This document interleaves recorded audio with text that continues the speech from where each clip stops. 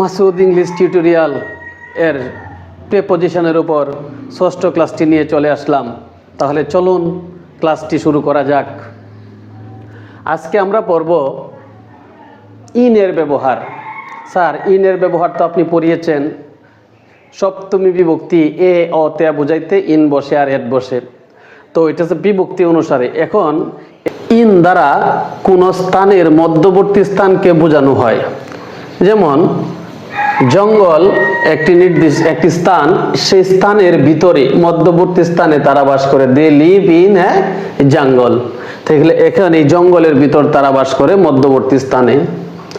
In দ্বারা কোনো কিছুর ভিতর কোনো কিছু স্থির অবস্থায় আছে বোঝাতে ইন বসে। যেমন there is a coin in my pocket, আমার পকেটে একটি কয়েন স্থির অবস্থায় রয়েছে।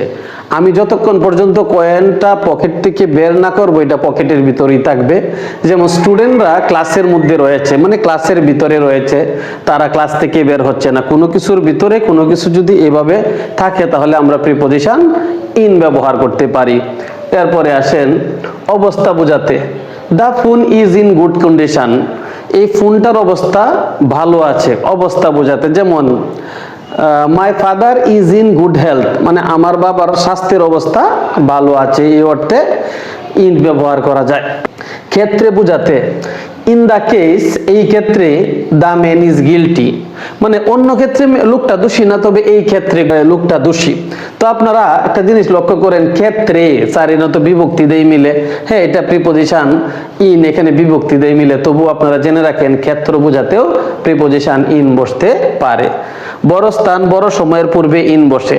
স্যার দেখেন, উই লিভ, আমরা বাস করি এট মিরপুর ইন ঢাকা। ঢাকার তুলনায় মিরপুর ছোট স্থান, ছোট স্থানের পূর্বে এট ব্যবহৃত হয়েছে, আর বড় স্থানের পূর্বে ইন ব্যবহৃত হয়েছে। তো স্যার, আমরা নরমালি যদি একটি স্থান থাকে তাহলে ঢাকা অবশ্যই একটা বড় স্থান বলতে আমরা মনে করি দেশ, মহাদেশ এবং বিভাগ, জেলা, এগুলাকে বড় স্থান মনে করা যায়।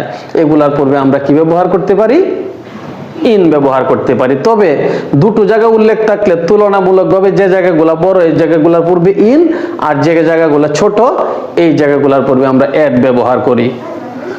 আই টেক টি এট নুন, দুপুর ঠিক 12টায়, দুপুর একটা ছোট সময়, ছোট সময়ের পূর্বে আমরা কি ব্যবহার করি? এট ব্যবহার করি। কিন্তু এখানে যদি এখানে আর্টিকেল দি থাকতো তাহলে অবশ্যই আমরা ইন ব্যবহার করতাম, এট ব্যবহার করতাম না।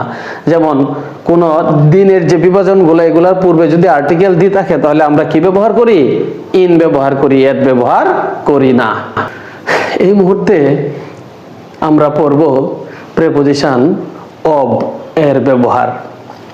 আমরা আমাদের যে আগের ক্লাসটি ছিল বিভক্তির ক্লাসটি, এগুলোর মধ্যে আমরা পড়ে এসেছি বা এর বোঝাতে প্রিপজিশন অব বসে, বা অধিকার বা মালিকানা বোঝাতে প্রিপজিশন অব বসে।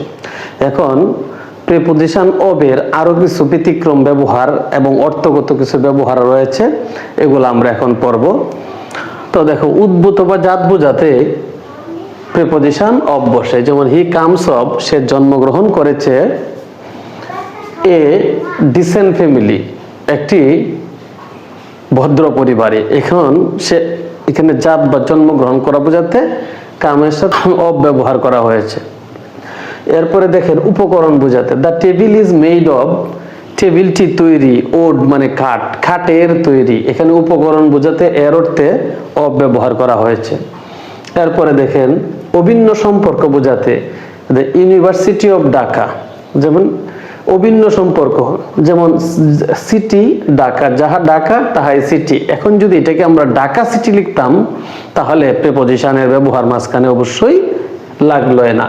কিন্তু এখন আমরা যেহেতু নামের আগে মানে প্রপার নাউনটার আগে নিয়ে আসছি কমন নাউনটা, তখন এই অভিন্ন সম্পর্ক বোঝাতে প্রিপজিশন অব ব্যবহার করতে হবে।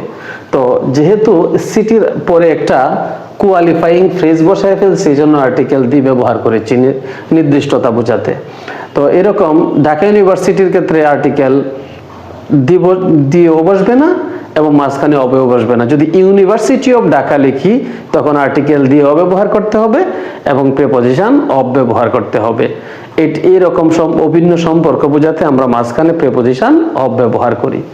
এরপরে আসেন বিষয়ে বোঝাতে। আমরা জানি বিষয়ে বোঝাতে বা সম্পর্কে বোঝাতে অ্যাবাউট বসে। অ্যাবাউট অর্থে প্রিপজিশন অফ ব্যবহার করা যায়। I know many thing of him. I know many things of him. আমি তার ব্যাপারে অনেক কিছু জানি। কারণ বোঝাতে, স্যার এটা কারণ বোঝাতে আপনি লিখছেন, হ্যাঁ মৃত্যুর একটা কারণ হচ্ছে ডায়রিয়া, কিন্তু স্যার আমরা তো পড়ছি যে এরকম অ্যাপ্রোপ্রিয়েট প্রিপজিশন পড়ছি, রোগে মারা গেলে ডাই অফ, দেশের জন্য মারা গেলে ডাই ফর, অ্যাক্সিডেন্টে মারা গেলে ডাই বাই, অন্য কোনো কারণে মারা গেলে যেমন বেশি আনন্দিত হয়ে, বেশি উত্তেজিত হয়ে, এরকম কোনো কারণে মারা গেলে বা বেশি খাওয়া দাওয়া করে মারা গেলে ডাই ফ্রম। তো এগুলা তো ওইখানেই পড়া যায়। হ্যাঁ, তবু আমি এখানে এটা তো মৃত্যুর তার একটা কারণ, এই কারণ বোঝাইতে প্রিপজিশন অফ ব্যবহার করা যায়। ধন্যবাদ। আমার পরবর্তী ক্লাসটির জন্য আপনারা অপেক্ষা করবেন। যদি ক্লাস আমার ভালো লাগে অবশ্যই ভিডিওটি শেয়ার দিবেন, লাইক কমেন্টস করতে বলবেন না।